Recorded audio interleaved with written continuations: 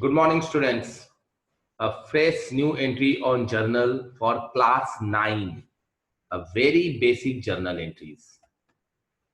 We have only the meaning of journal and classification of accounts, rules of debit and credit.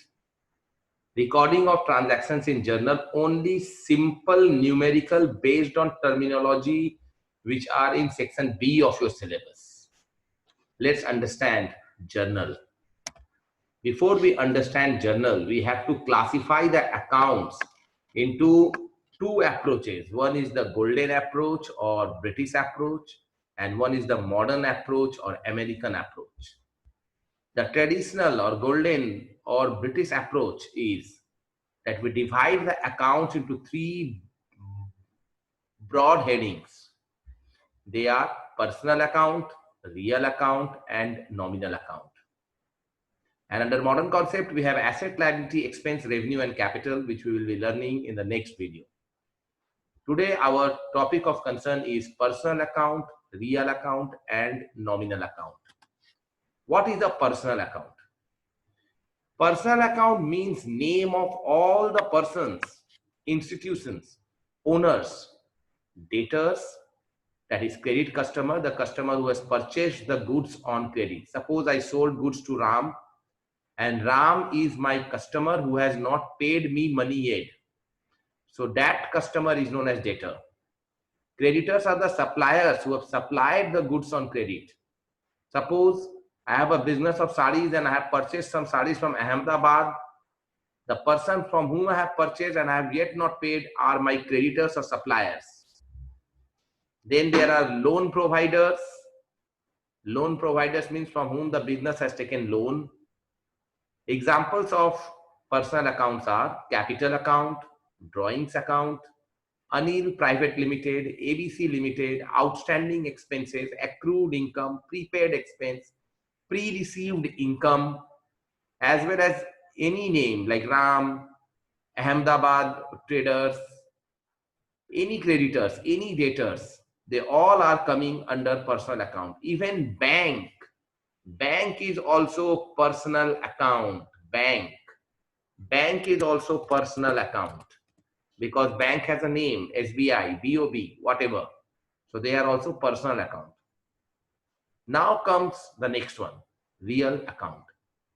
All assets, mostly tangible as well as intangible, are real accounts. That means which you can touch, which you can feel. Land, building, furniture, cash, they are all you can touch.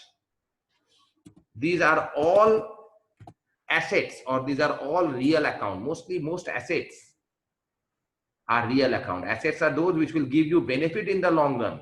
Even in the short run, land, building, furniture, cash, they are all giving us benefit. Even intangible assets are also coming under real account. Goodwill and patents, they are also coming under real account. Next is nominal account. It includes all expenses, losses, profits and revenues and gains. Example, wages paid is an expense, commission received is an revenue, is an income, rent paid is an expense. These are all coming under nominal account. The name is nominal account. That means all losses and expenses, all profits and gains. The net results of this nominal account, if our expenses are lesser, our losses are lesser than the revenues or incomes, then we get profit. The net result of this account is profit or loss. If the expenses side is more, then the revenue, then the income, then we have losses. And these profits or losses are transferred to capital account. Next, let's classify these accounts under different headings. See, under real account, we have provision for debts, goodwill, provision for debts, not required. Confusion entry, not required, not in your syllabus. Provision for debts. Goodwill, investment, patents. What are goodwill? Good name of the company. Me means Sanjuram and Haldiram, two shops having same quality of foods.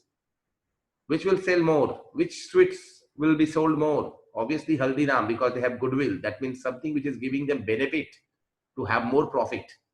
Investments, that means organization is making investment in order to earn interest. Remember, these all classifications are done from the point of view of business. Patents, like Thumbs Up company's patent mark, giving them benefit. That mark only sells. Land and building, plant and machinery, furniture and fixture. These are all assets and these are all real accounts. Fixture means those furniture which are fixed in one place, like bathroom fittings. Stock, cash in hand. Stock means sari wala business, sari is the stock. Timber business, timber is the stock. Cloth business, clothes are the stock. Cash in hand, motor vehicle, fictitious assets, copyrights. Fictitious assets are those assets which never remains as an asset for a long time. Like heavy repairs, heavy advertisement. These are fictitious assets. Over a period of time, 4 or 5 years, their asset value reduces. Copyright, a right given to the company that nobody else can copy their product. Copyright. These are all real accounts. Under nominal account, all profits and gains, see, profits, sales, these are all gain part. Rent received, commission received, carriage paid. Carriage can be carriage inward or carriage outward. Inward means when you are buying the goods and paying the lorry charges. Carriage outward means when you are selling the goods and you are paying the lorry charges. Purchases. Purchase means purchasing of saris for sari wala business. Stationery, like pen, pencil, rubber for office use. Printing charges. Insurance premium, fire insurance premium, etc. Conveyance, that is traveling charges. Wages given to the 4th class staff, the laborers. Salaries given to the office people. Depreciation, valuation in the reduction of assets is called depreciation. And bad debts. Bad debts means that debtors who is not going to pay us. These are all nominal accounts. Then comes personal account, that names which I've already discussed. Capital. Drawings means taking out money by the owner from the business. Capital is introduction of money into the business or stock into the business or any asset into the business. Drawings is just the opposite of capital. Drawings means when the businessman is taking away the money from the business, taking away the stock from the business, taking away any asset from the business. Debentures, that means loans. Bank overdraft is a short-term loan which the bank has taken from somebody. Bank overdraft from the bank only. Business has taken the loan from the market, debentures. That is called debentures. Remove debentures, not in the syllabus. Bank overdraft means loan taken by the business from the bank. Simply bank is also a personal account. ABC Limited, outstanding expense, reserves, that is profit part, loans, debtors, creditors, bills payable, bills receivable. These are all personal accounts.